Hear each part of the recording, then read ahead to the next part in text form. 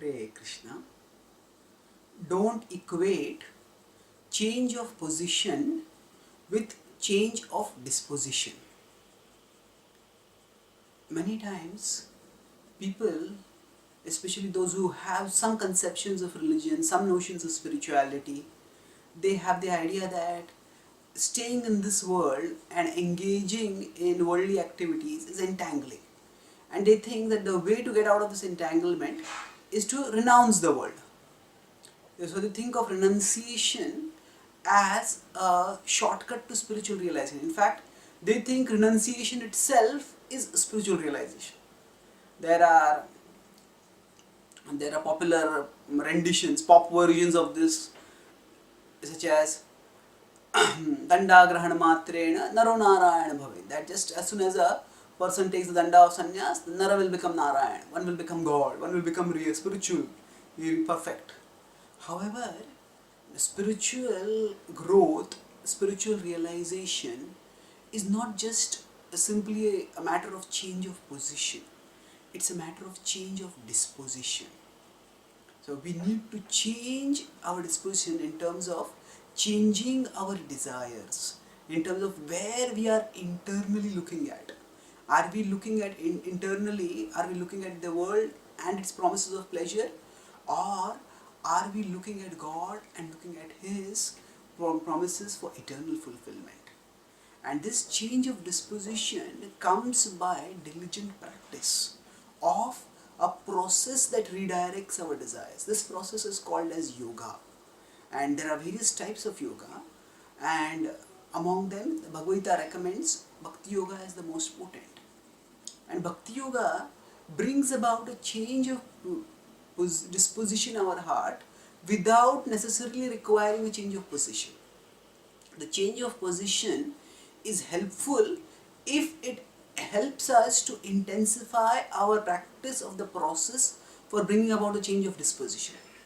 That means, by taking to the renounced order, if one can focus more and more on practicing bhakti and thereby purify oneself more and more, then that change of position is helpful. But if one is not at a level of living the life of a renunciate, then while being renounced, one will still be having too many worldly desires, and one will not be able to practice bhakti because there will be a lot of craving which will be dragging one back again and again. So externally one may be in the renounced order, but internally one will be attached and craving for pleasure.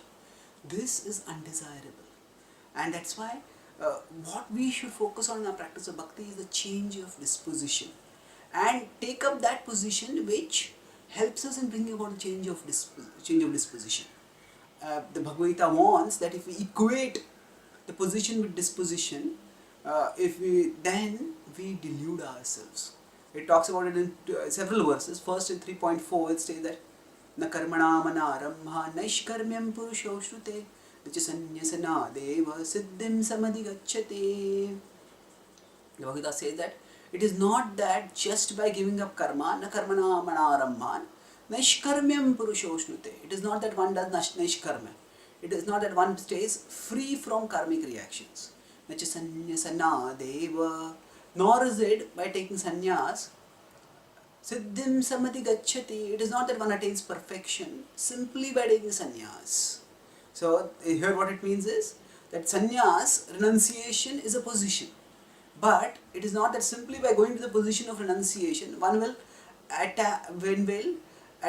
get a spiritual perfection, will not get the disposition of a spiritualist, that of being spiritually attracted to the Supreme. In fact, 2 verses later in 3.6, the Bhagavad-gita further states that actually if someone is artificially renounced, while externally renounced but internally attached, then such a person deludes oneself. Karmendriyani sanyamya yasate manasa smaran indriyarthan vimodhatma mithyacharah sa uchyate. So one who controls the senses, karmendriyani sanyamya yasate manasa smaran. Restrains the senses means one is in the renounced order, but internally one is contemplating on the sense objects, craving for the sense objects, remembering, oh, it would have been so nice if I could have enjoyed this. So then what happens? Vimodhatma, a person is deluded. Mithyachara sa uchyate, such a person is a pretender.